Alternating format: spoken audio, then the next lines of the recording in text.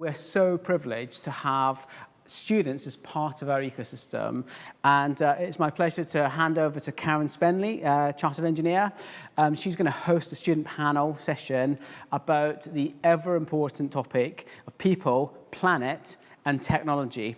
Karen's got some students from Gloucestershire College, from Camden, from Stroud High School and Cleves School, and really interested to see what's going to come out of this. As a result, incidentally, of the last student showcase, some of our students have been offered work experience and apprenticeships. So it's just great to have our students with us today. Karen, over to you. Thanks, Reid, and welcome to our student showcase for today. I've got 4 amazing students with me on the sofa, so I'm going to let them introduce themselves. Hi, I'm Oliver Pinfold. I'm a Year 12 student at Chipping Camden High School, studying A-levels in maths, further maths and computer science. Hi, I'm Sam. I study digital forensics and cybersecurity at Gloucestershire College at HND. Hi, my name's George Barrow. I'm a Year 13 student at Cleves School, and I've just finished my A-levels in computer science and further maths, and I'm moving on to a degree in AI and computer science. Hi, I'm Sai Shreya. I study in Stroud High School. I'm Year 9, and I have a passion for computer science. My name's Karen Spenley. I studied engineering, and I'm currently the Technology Sustainability Advisor for Schlumberger. Now, as Reid mentioned, today's topic is people, planet, and technology. Can technology help or hinder our lives and life on this planet? I have a series of questions that I'm going to ask the students so that we can get their perspectives. So, Sammy, you're up first. What technological changes would you want to see in your environment to make the area you live a better place? I think mostly public transport, digitalising public transport would be important, because not only is public transport popular in cities, but it's not very popular in rural areas. And I think if we can digitalise that, maybe by promoting it more, maybe these gigantic LED bus stop signs you see in the cities and towns, and encouraging people to use public transport is the best way to go, because not only is using public transport probably more efficient, but it also means that the national grid can then have, in future when we release electric cars, can then have, that power and everything. I've sort of gone a bit blue here, but yeah, I think digitalising public transport is the main thing really, and encouraging people to use public transport. Yeah, no, you make an interesting point, particularly for rural communities. It's good for the environment as well. If people use public transport, then they don't need to use their cars. You see people travelling a couple of miles up the road to the shop and back in their cars, and it's just not worth it. If there's a bus you can take and everyone can get on that bus, it's just not worth it. It's tricky, isn't it? So I'm going to ask you the same question. I also think public transport, because as a school student, I get on the public bus and it takes me 15 minutes to get to school. There are some other buses that come a bit faster and a bit more reliable, but I'd say the average cost for that per month, if I were taking it, would be £100. And I think that we can improve it by sorting out that awkwardness with the purses and getting out your cash or your card, because everyone gets nervous by that. I even get nervous by that. So I think we need to digitalise the way we pay and use a few more reward schemes as well. Interesting, thank you. George, can you give us an example of one thing where you think technology could help us with climate change? So I think one of the main risks when it comes to climate change is the combustion of fossil fuels. So the way we can limit that or offset it can be really crucial. One of the ways I think that we can try and improve efficiency when it comes to electricity is by using AI. So whether it's using reinforcement learning to find new superconductors that can operate at room temperatures, or using AI to distribute energy more effectively through the national grid. I think technology can be a real asset to helping with climate change. It's interesting, efficiency, important but quite often forgotten topic. Sai, back to you. What areas of our lives do you think can most benefit from improvements in technology, and how?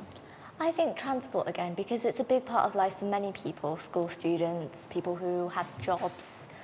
I think that, again, digitalizing the way we pay for many things would help. For example, we all wear smartwatches, we have iPhones, and if we can get rid of, having to take out our purses or having to take out cash all the time, and we can digitalize maybe bus cards even. Stagecoach have cards that you just tap. I think that would be an easier way, and if we set up reward schemes for everything, you'd get more people coming to separate companies.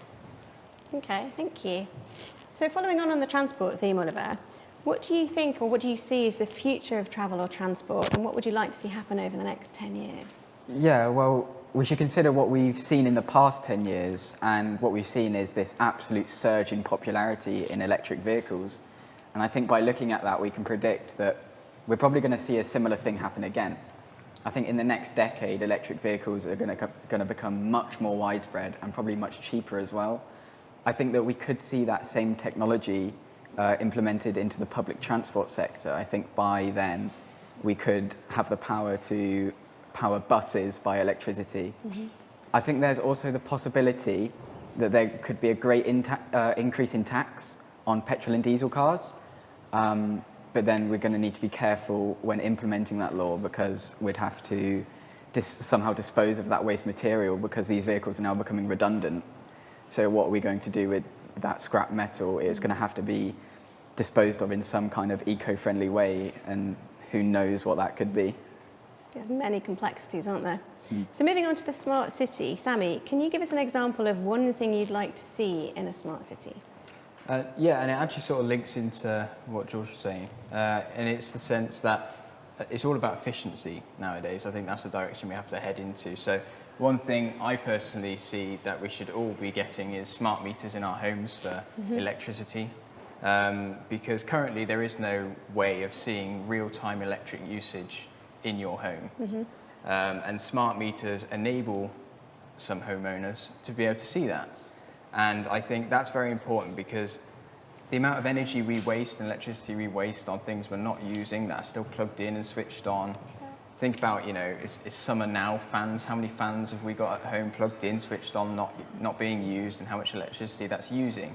It might not be a lot, but every household could be doing that, and it's adding up. And if we all could see how much we're using and could go, oh, I might go and turn that off, then that's going to help the national grid, who have already publicly said that should we all go electric with cars, they will struggle to supply the power for that, and they might have to get supply from other countries, which is great as long as you're getting along with those countries. And yeah, so I think if we're all ready to go electric, we need to start thinking about reducing our electricity usage. Yeah, so data for decision making and efficiency. Yes, interesting. very much. Oliver, same question to you.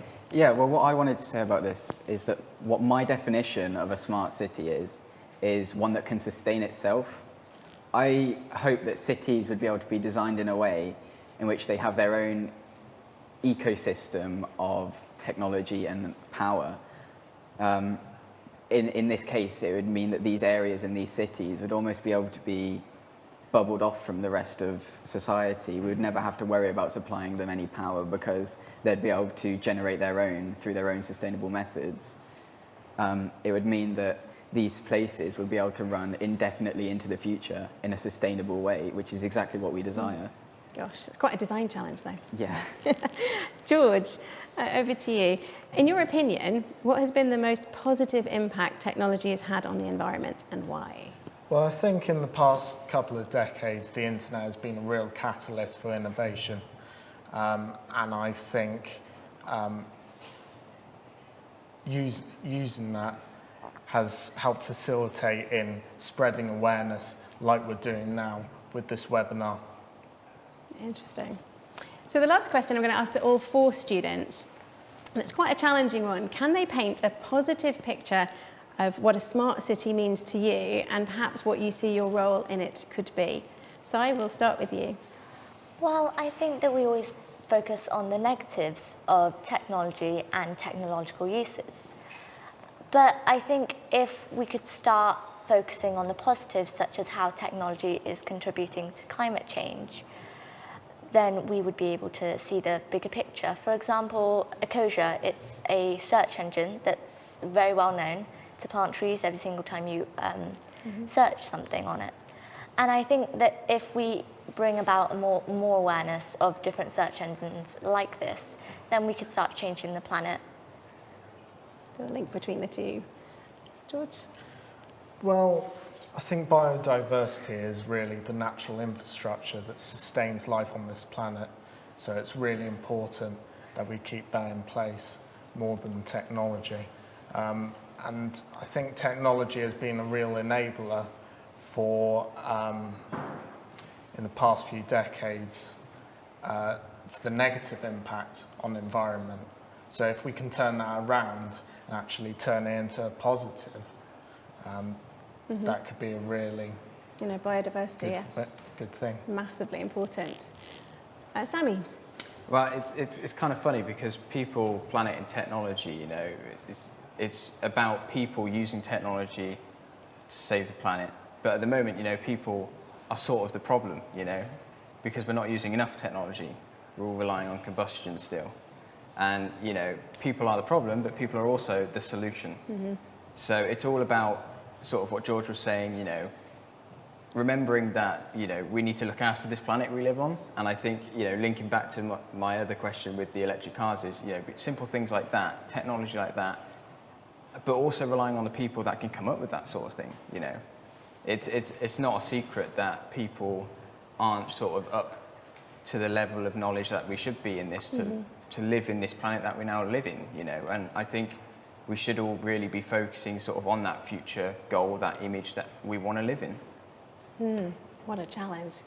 Yeah, well, what I had in mind was similar to what Cy was saying, is that everyone's so obsessed with focusing on all the negatives all the time, but why can't we look at the positives? The media is so focused on showing us this nightmarish, almost dystopian future of what could happen if we don't act now. But why are we never shown what could happen if we do, and if we do pursue these new technologies? And I just think that the fear-mongering method that we're going with right now to make people act isn't really working, as well as what I think giving people incentive by portraying this possible utopia that we could achieve could help us to develop into that future that we desire. Gosh, wow, thank you. It's all about education. So gosh, I know I'm not the only one that's going to think we've got so much to think about, so many opportunities and challenges. So I'd personally like to thank Cy, George, Sammy and Oliver for all of their amazing and thought-provoking answers today.